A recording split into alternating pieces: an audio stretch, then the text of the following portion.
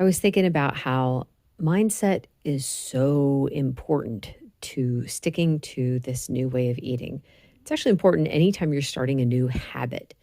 If you go into it with the idea that this is a short term habit that you're creating, it's going to be a short term habit. You're not going to be able to make it long term unless you decide that this is going to be long term. So I think back to when I first started the diet. I've said that within 4 days, this was the diet I wanted to do for the rest of my life. So that was the mentality that I had going into it, where it's like, how do I make this sustainable? How do I make this something that I can do long term? And that was my focus.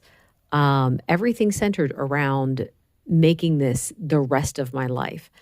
Now, what's interesting is there's also that little nagging doubt in the back of my head of like, well, you failed on all the other diets. You were never able to stick to them. You're always hungry.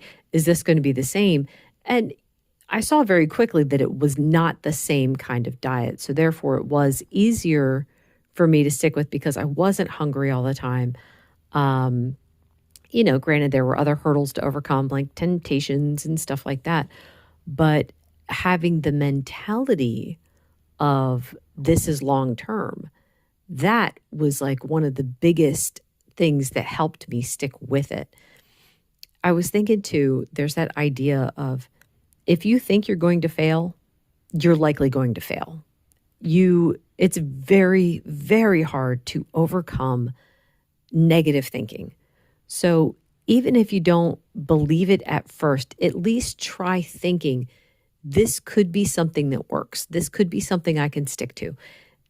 Have a more positive way to look at it and get your thinking straight. And then hopefully the rest will fall into place. That is all for today. Thank you so much for listening. Bye.